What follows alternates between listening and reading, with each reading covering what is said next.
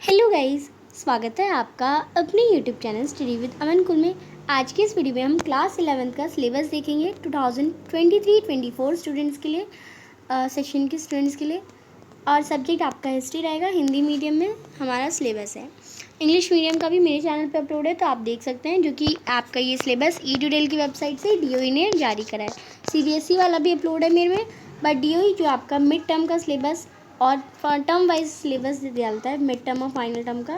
Final term में पूरा ही आता है, बट मिड टर्म में आपके आधे चैप्टर्स ही आते हैं, तो उसके बेसिस पे ये आपका सिलेबस है। तो सबसे पहले चैप्टर नंबर 2 आएगा, लेखन कला और शहरी जीवन। इसमें आपको नगरों का विकास, प्रारंभिक नगरीय जीवन की प्रकृति, लेखन कला के प्रयोग, इतिहासकारों के विचार, परियोजना कार्य, ये सब मानचित्र कार्य वगैरह पढ़ने होंगे।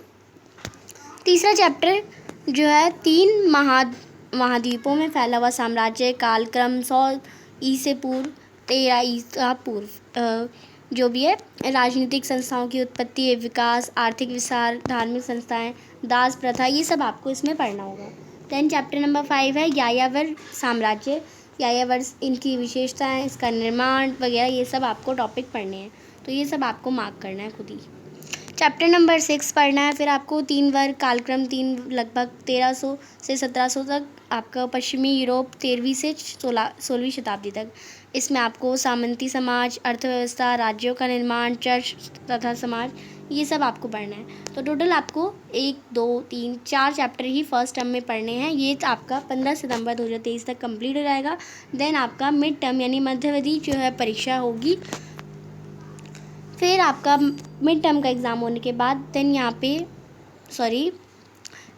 फिर आपसे स्टार्ट होगा चैप्टर नंबर 7 आपको पढ़ना होगा, बदलती हुई सांस्कृतिक परंपराएं, जिसमें साहित्य, कला, नवीन विचार, नवीन अवधारणाएं, आरंभिक विचारों से उनका संबंध, पश्चिमी एशिया का योगदान, क्या यूरोप में पुनर्जागरण हुआ था, इतिहासकारों के विचार वगैरह वगैरह, ये सब आपको पढ़ना है। देन चैप्टर नंबर 10 मूल निवासों का व्यवस्थापन।